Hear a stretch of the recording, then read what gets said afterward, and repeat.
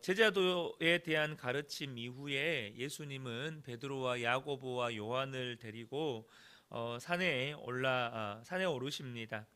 예수님께서 기도하시던 중에 용모가 변화되고 옷이 하얘지고 광채가 발하게 됩니다. 그때 천상의 두 존재인 모세와 엘리야가 예수님과 대화를 나누게 되죠. 이 장면을 목격한 베드로는 초막 셋을 지어서 그 산에 거하자고 예수님께 간청하는데, 그때 제자들은 구름이 뒤덮이는 가운데 하늘의 소리를 듣게 됩니다. 본문의 사건은 예수님께서 제자들 중에 죽기 전에 하나님 나라를 볼 자도 있다라고 하신 그 말씀과 이어집니다. 그러니까 예수님께서 이렇게 영광스럽게 변화된 이 하나님 나라의 영광을 제자들이 보게 된 것이죠. 예수님이 세례 받으실 때 하늘에서 들렸던 그 신비로운 음성이 들렸던 그 사건에 이은 두 번째 사건입니다. 그런데 두 사건 모두 하늘에서 들린 음성의 내용은 동일합니다. 제자는 예수님을 따라야 한다는 것이죠. 예수님의 말씀을 듣고 순종해야 한다는 것입니다. 신비한 체험에 의해서 황홀경에 사로잡힌 산 위에 머무는 삶이 아니고 산 아래 치열한 삶의 현장으로 나아가서 십자가를 통한 죽음과 부활을 현실로 살아내야 한다는 것입니다.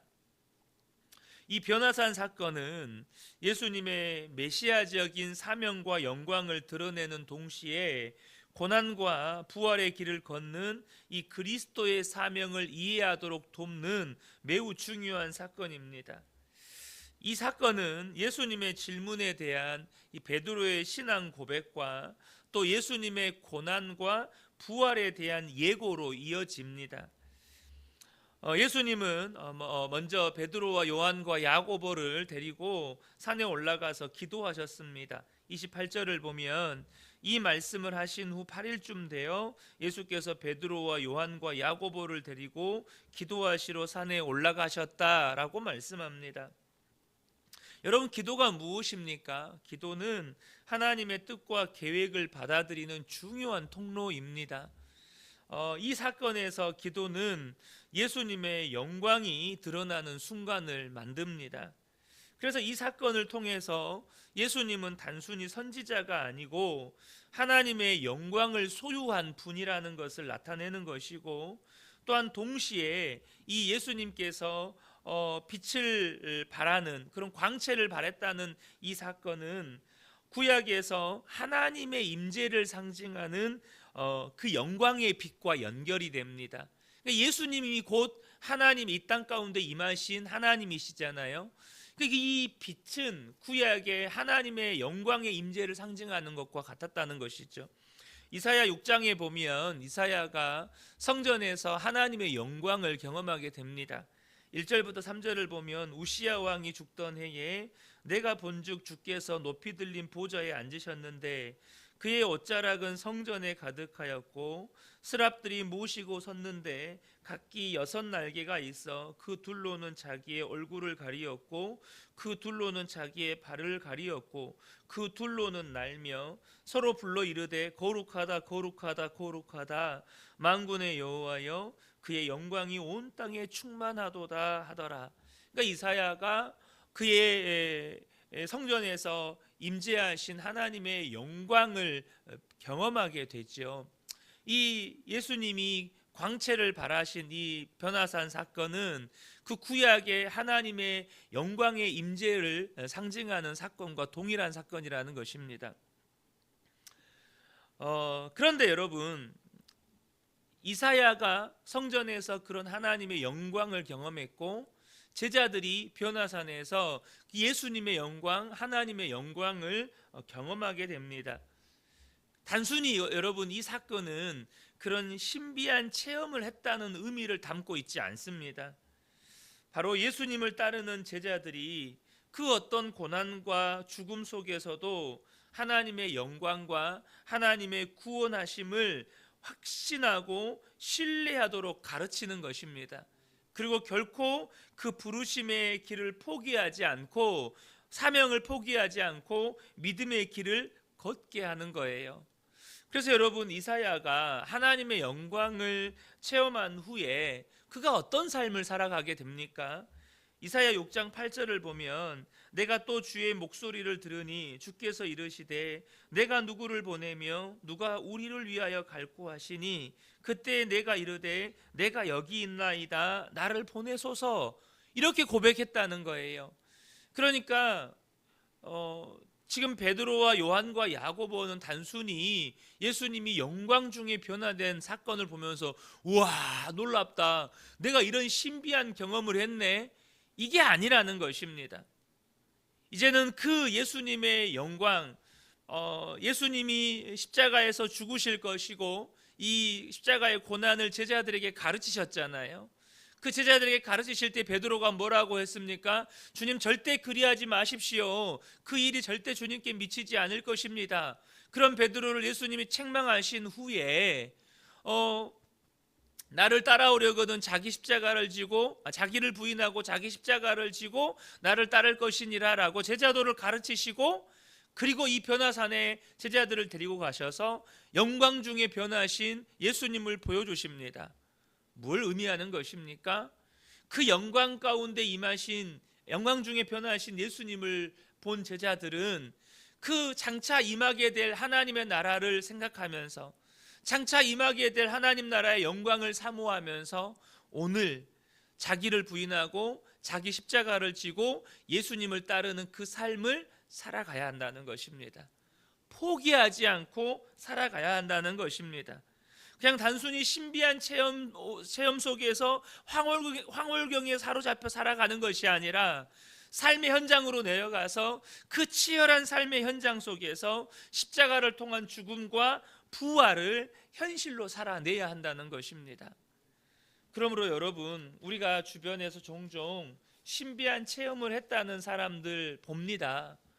뭔가 들었고 뭔가를 봤고 뭔가 예언을 하고 병을 고치고, 우리가 그런 분들을 종종 봅니다. 왜 하나님께서 그런 뭔가를 보게 하셨고 뭔가를 듣게 하셨을까요?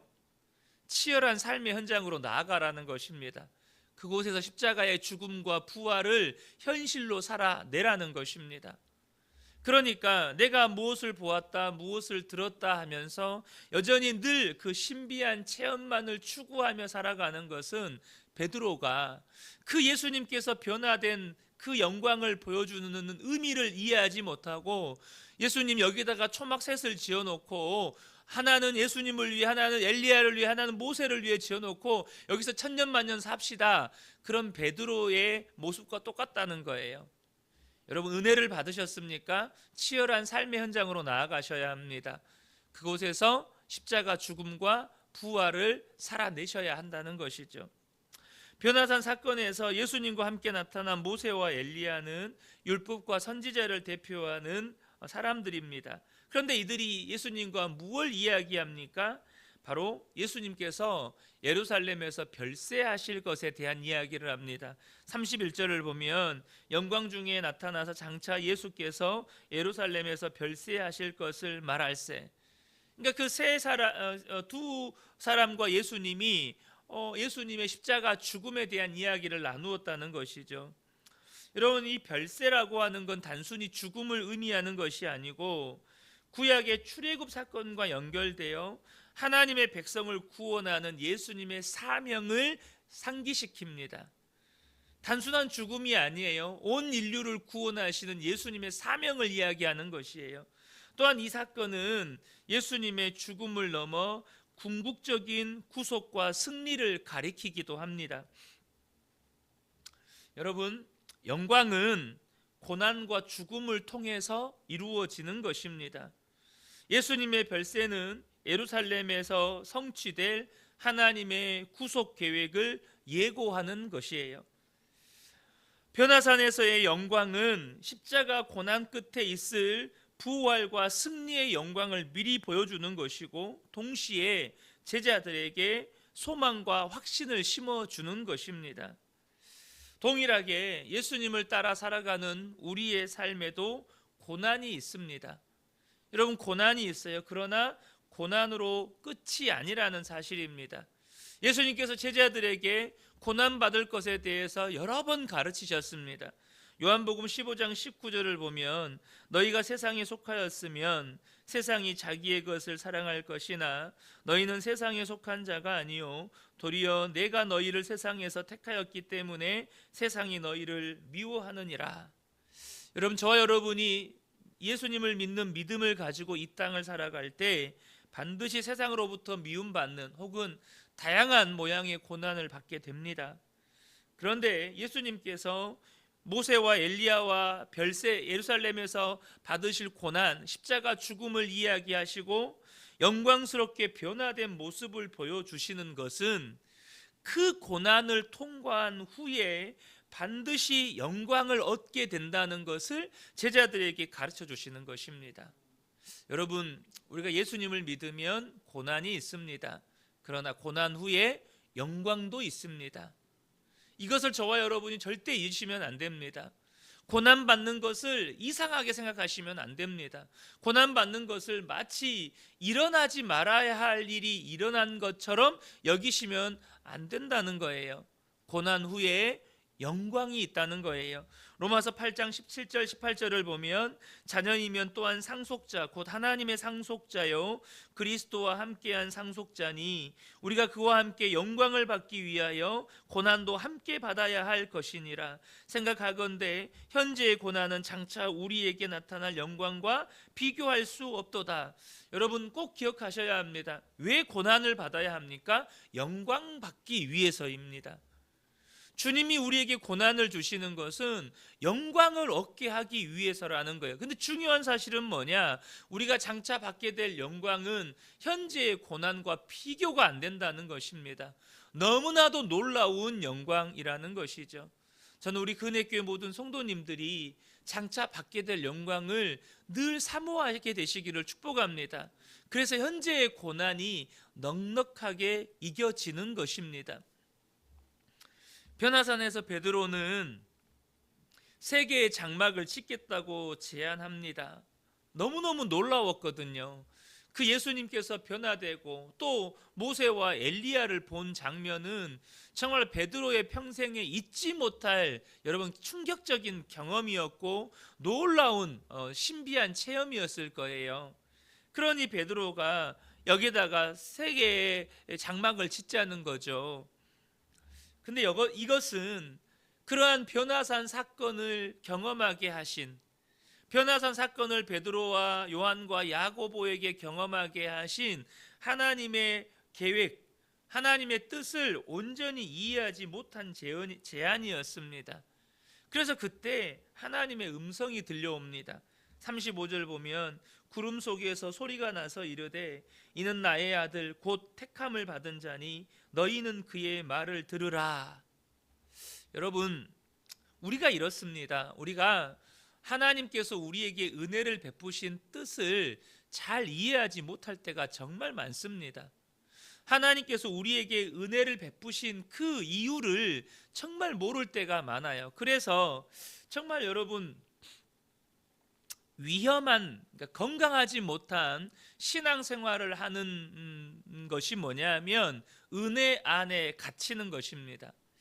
이게 오해하시면 안 되는데 우리는 분명 은혜 안에 갇혀야 합니다. 그런데 제가 여기서 은혜 안에 갇힌다라는 말을 쓰는 것은 뭐냐면 말 그대로 예배당에서 예배드리면서 은혜 받는 것만을 좋아한다는 거예요. 이것이 좀 지나치면 그냥 어디 집회만 따라다니는 겁니다. 집회만. 어디서 무슨 내적 치유 수양회에 한다 그러면 거기만 따라다니는 거예요. 어디 기도원에서 기도회 한다 그러면 그 기도원에 가서 기도회에 참여하는 거예요. 어디 유명한 강사가 온다 그러면 거기만 참여하는 겁니다. 주님이 원하시는 것은 뭡니까? 산 아래로 내려가라는 거예요. 하나님께서 물론 그런 이유는 아닐 거예요. 베드로가 오죽 답답했으면 하나님이 음성을 들려주실까? 물론 하나님께서 베드로가 워낙 하나님께서 이것을 보여주신 것을 이해를 못하니까 그렇게 하셨다라고 말하기는 어렵습니다. 그러나 여러분 지금 예수님이 원하시는 거, 하나님이 원하시는 것은 이 변화산에서 계속해서 머물러 사는 게 아니었습니다. 치열한 삶의 현장으로 나아가서 이곳에서 경험한 그 하나님의 영광을 붙잡고 십자가 고난을 살아내는 것입니다.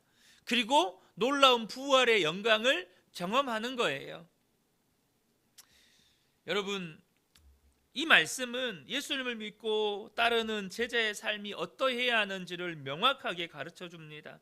여러분, 예수님을 따르는 제자는, 그리스도인은 세상 풍조나 자기 생각 따라 살아가는 사람 아닙니다. 여러분, 베드로의 생각이 나쁜 생각이 아니었어요. 베드로의 생각은 무엇이었습니까? 여기서 예수님을 위해, 모세를 위해, 엘리야를 위해서 초막셋을 짓자는 것이었습니다. 베드로의 생각이 절대 나쁜 생각은 아닙니다.